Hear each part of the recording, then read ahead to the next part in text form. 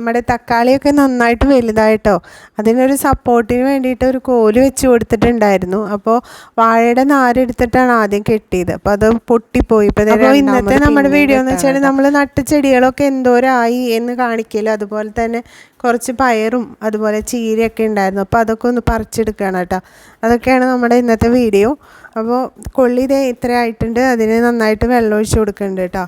വഴുതനയും മത്തയും തക്കാളിയും എല്ലാം നന്നായിട്ട് വലുതായി നിൽക്കുന്നുണ്ട്. പൂവൊക്കെ ഇട്ട് തുടങ്ങി. പക്ഷേ ഇപ്പോഴത്തെ പ്രശ്നം എന്ന് വെച്ചാൽ ഇതിൽ നിറച്ചും പ്രാണിശല്യം വന്നിട്ട് തുടങ്ങിയിട്ട് ഇതിൻ്റെയൊക്കെ ഇലയൊക്കെ കംപ്ലീറ്റ് മുരടിച്ച് വരികയാണ് കേട്ടോ. അപ്പോൾ അതിൻ്റെ മുകളിൽ നിന്ന് കുറച്ച് 2-3 തണ്ടൊക്കെ ഒന്ന് പറിച്ച് കളഞ്ഞിട്ടുണ്ട്. പിന്നെ നമ്മളിവിടെ കുറേ സ്പ്രേ ഒക്കെ ഉണ്ടാക്കിയിട്ട് വെച്ചിട്ടുണ്ടല്ലോ. നീം സ്പ്രേ, നീം ഓയിൽ ഇല്ലാത്തതുകൊണ്ട് നീമിൻ്റെ ലീഫ് ഉപയോഗിച്ച് ഉണ്ടാക്കുന്ന സ്പ്രേ ഉണ്ടാക്കിയിട്ടുണ്ടായിരുന്നു. പിന്നെ മഞ്ഞളിൻ്റെ സ്പ്രേ ഉണ്ടാക്കിയിട്ടുണ്ട്. പിന്നെ ഫംഗസ് പോവാനായിട്ടുള്ള സ്പ്രേ. നമ്മുടെ കയ്യിൽ എല്ലാ സ്പ്രേയും ഉള്ളതുകൊണ്ട് പേടിക്കാനില്ല. ഇനി നമുക്ക് ഇതിൻ്റെ രോഗം ബാധിച്ച ഇലകളൊക്കെ ഒന്ന് ആദ്യം പൊട്ടിച്ച് കളഞ്ഞതിന് ശേഷം നമുക്ക് എല്ലാ സ്ഥലത്തും ഈ ഒരു സ്പ്രേ ഒന്ന് അടിച്ചു കൊടുത്താൽ മൊത്തത്തിൽ ഇലകളൊക്കെ ഇനി നന്നായിട്ട് വരും കേട്ടോ. പിന്നെ നമ്മൾ പയറുണ്ടായിരുന്നു. ആ പയർ കുറച്ചങ്ങോട്ട് പറിച്ചെടുക്കുകയാണ് കേട്ടോ.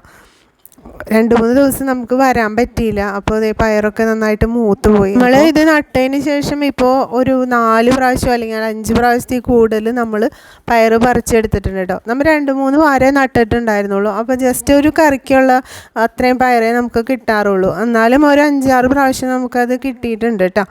അപ്പോൾ ഇവിടെ ഉണ്ടായിരുന്ന എല്ലാ പയറും ഞാൻ പറിച്ചെടുത്തു.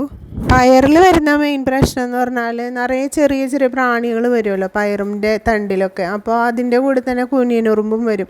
അതാണ് പ്രശ്നമായിട്ട് മെയിൻ കണ്ടിട്ടുണ്ടായിരുന്നത്. അപ്പോൾ അതിന് നമ്മൾ ചെയ്തതെന്ന് വെച്ചാൽ ചാരം ഇട്ട് കൊടുത്തിട്ടുണ്ടായിരുന്നു. അപ്പോൾ ഒരുപാട് ഉറുമ്പൊക്കെ പോയിരുന്നു. അപ്പോൾ 2-3 പ്രാവശ്യം കറക്റ്റായിട്ട് നമ്മൾ 2-3 ദിവസം കറക്റ്റായിട്ട് ചാരം ഇട്ട് കൊടുക്കുമ്പോൾ ഈ ഉറുമ്പ് കംപ്ലീറ്റ് പോകും കേട്ടോ.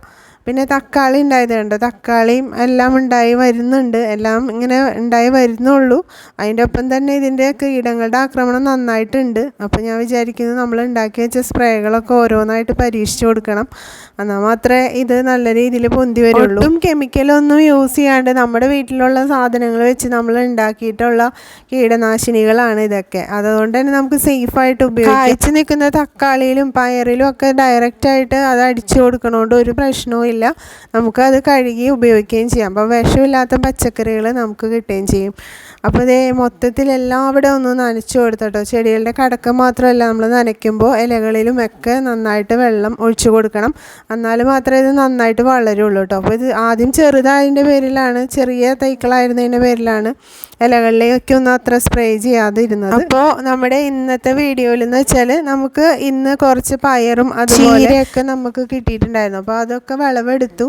പിന്നെ നമ്മുടെ പച്ചക്കറികൾ നട്ടതിൻ്റെ പ്രോഗ്രസ് അത് എന്തോരായെന്ന് കാണിക്കാൻ വേണ്ടിയിട്ടാണ് കേട്ടോ ഇന്നത്തെ ഈ വീഡിയോ ചെയ്തത്. അപ്പോൾ നമ്മുടെ പച്ചക്കറികൾക്കുള്ള പ്രശ്നങ്ങൾ എന്താണെന്നും അതിനുള്ള സൊല്യൂഷൻ എന്താണ് ഞാൻ ചെയ്യാൻ പോകുന്നതെന്നും കൂടി ഈ വീഡിയോയിൽ പറഞ്ഞിട്ടുണ്ട്.